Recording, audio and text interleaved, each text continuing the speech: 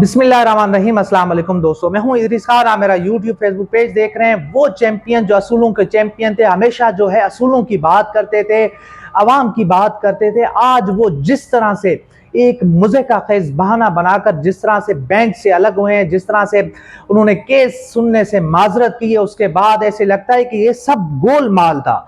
एक तरफ लोगों की जिंदगियां खतरे में और दूसरी तरफ जजेस की जो आपसी लड़ाइयां, जजेस की जो अना है, वो समझ से बालातर है। काजी फायद ईसा साहब, बड़ा नाम, बड़ा मकाम, मगर आज जिस तरह से वो अदालत से भागे हैं, जिस तरह से वो बेंच से अलग हुए हैं, जिस तरह से उन्होंने केस सुनने से इनकार किया है, ये एक बड़ा मजे का खेज था। इसके ऊपर लोग सवालात उठा रहे हैं, लोग इसके ऊपर पूछ रहे हैं कि ये वो काजी फायद ईसा साहब।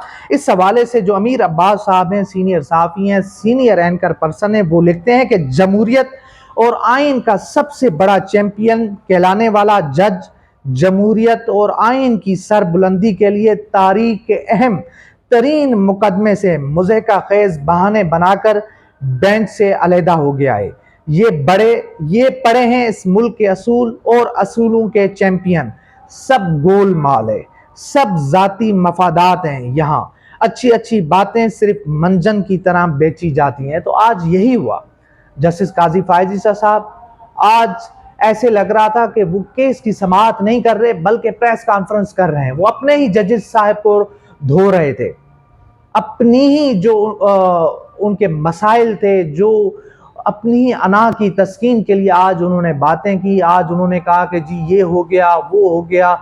तो आज तो एक 25-22 करोड़ आवाम का मसला था, आप अपनी चीज़ों को ज़रा भुला देते, आगे जाके इसको लेके जाते, मगर आज ऐसा नहीं हुआ। आज जिस तरह से उन्होंने गुफ्तगू की, आज जिस तरह से वो बेंच से अलग हुए हैं, सवालात उठते हैं और उनके हवाले से जो चीज़ें थी वो भी सामने आ चुकी हैं। और दूसरी तरफ आप देखेंगे सरदार तारिक मसूद साहब, जो उन्होंने आज गुफ्तगू की, सरदार लतीफ़ कोसा साहब ने कहा कि 25 करोड़ आवाम कहाँ जाएंगी। तो इसके ऊपर सरदार लतीफ़ कोसा साहब, सरदार तारिक मसूद साहब ने जवाब दिया कि जब पहले सिविलियन का फौजी अदालतों में ट्रायल होता हो, उस वक्त आप कहाँ थे। जब 25 करोड़ आवाम का केस आएगा फिर देखेंगे। तो ये तो हाल है हमारे जजेस साहिबान का। आप देखें कि किस तरह के मज़े का केस, किस तरह से भोंडे जो है रिमार्क्स दे रहे हैं, किस तरह से मजाक बना रहे हैं।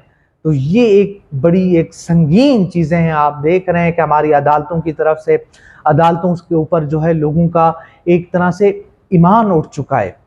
एक तरह से अदालतें बेवकत हो चुकी हैं। अदालतें इन्हीं जजेस की वजह से बेवकत हुई हैं। ये अपने फैसले नहीं मनवा पाते, बेबसी का इजहार करते हैं। रिजीम चेंज के बाद, बिलखुसूस 9 मई के बाद जो इस मुल्क के अंदर हो रहा है, जिस तरह से चार दीवारी का तकद्दुस पामाल किया जा रहा है, जिस तरह से लोगों को जेलों में डाला जा रहा है, जिस तरह से ख़वातीन की बेहरुमती की जा रही है, जिस तरह से ख़वातीन को घसीटा जा रहा है, इस पूरी सूरत हाल में अदालतें तो बेवकत हो चुकी हैं। आप देखें कि अदालतें अहकामात देती हैं, फैसला सुना देती हैं, मगर पुलिस फिर भी उनको उठा के ले जाती है। वो जैसे अदालत से बाहर निकलते हैं तो कहाँ गई है अदालतों के फैसलों की वक़्त। आज काजी फायद ईसा साहब तो बड़ी जो है वक़्त की बात कर रहे थे, आज तो बड़ा भाषण दे रहे थे, मगर यही काजी फायद ईसा साहब कहाँ थे जब इस्लामाबाद हाई कोर्ट के फैसलों को रोंदा जा रहा था। वो कहाँ थे जब लाहौर हाई कोर्ट के फैसलों को रोंदा जा रहा था। वो कहाँ थे जब सुप्रीम कोर्ट ऑफ पाकिस्तान के फैसलों को रोंदा जा रहा था। तो सिर्फ अपनी अना की बात है, सिर्फ अपनी ज़ाती एक वो बात है। जब अपनी ज़ात की बात आए तो जनाब एक वक़्त याद आ जाती है जब इन्हीं के फैसलों के ऊपर बात ना हो। हालांकि वो फैसला जिसके अंदर उनके सामने वो मैटर ही सामने नहीं था, उन्होंने अपने ही तौर पे फैसला सुना दिया था, फिर उस फैसले की क्या वक़्त होनी थी। तो ये वो एक सूरत हाल है। जजेस ने अपनी सिर्फ ज़ाती अना और ज़ाती जो है अपना एक दुश्मनी को, पूरे मुल्क को जो है उन्होंने दाव पे डाल दिया है। फौजी अदालतें, अब देखते हैं कि क्या होता है, मामलात किस तरफ जाते हैं। ये मुल्क तो बड़ा एक अजीब सी सूरत हाल से चल रहा है और लगता यही है कि मोहतरम काजी फायद ईसा साहब अगले 3 महीने के बाद जब वो चीफ जस्टिस ऑफ पाकिस्तान बनेंगे तो मामलात इससे भी बदतर होंगे, मामलात इससे भी गंभीर होंगे। کیا جو آج قاضی فائز عیسی صاحب کر رہے ہیں کیا کل ان کے ساتھ نہیں ہوگا؟ اس سے بھی برا ہوگا۔ آج اگر جج صاحبان ایک پیج کے اوپر بیٹھ کر قوم کی بات کریں، عوام کی بات کریں، تو پھر ہی چیزیں حل ہوں گی۔ اپنے جو مفادات ہیں، اپنے جو ایشوز ہیں، ان کو ذرا سائیڈ پہ رکھیں، قوم کا سوچیں، پاکستان کا سوچیں، اور دیکھیں کہ اس ملک میں کیا ہو رہا ہے، اس ملک میں کس طرح سے عدالتوں کو بے وقت کیا جا رہا ہے، ججز کو بے وقت کیا جا رہا ہے، عدالتی فیصلوں کو روندا جا رہا ہے۔ یہ تمام تر صورتحال ہے، اس کو دیکھیں اور ان کے حوالے سے جو بھی لوگ ہیں، جو عناصر ہیں، جو پولیس ہے اور بھی جو لوگ ہیں جو اس میں ملوث ہیں، ان کو سزائیں دیں، ان کو توہین عدالت کے نوٹسز جاری کریں، تاکہ پتہ چلے کہ اس ملک میں رول آف لا ہے، یہاں پہ آئین اور قانون بھی ہے، مگر لگ تو ایسے نہیں رہا۔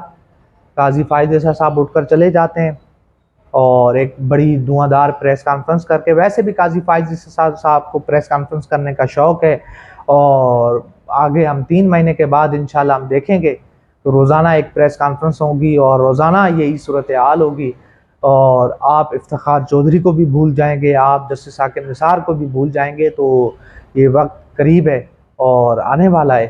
تو آج کی یہ پوری صورتحال تھی جو میں نے آپ کے سامنے رکھی ہے، اور اعتزاز احسن صاحب، سردار لطیف کوسہ صاحب، چیف جسٹس آف پاکستان قاضی فائز عیسی صاحب کو روکتے رہے، ان کو مناتے رہے، مگر وہ نہ رکے اور وہ چلے گئے بینچ سے اٹھ کر۔ اسی طرح سردار طارق مسعود صاحب، وہ بھی جو ہے انہوں نے کہا کہ میں بھی قاضی فائز عیسی صاحب کی ایمان کے اوپر ایمان لاتا ہوں، کیونکہ انہوں نے ایمان کے مطابق فیصلہ کیا ہے، تو میں نے بھی ان کے ایمان کے مطابق فیصلے کو صحیح مانتا ہوں اور میں بھی اٹھ کے جا رہا ہوں۔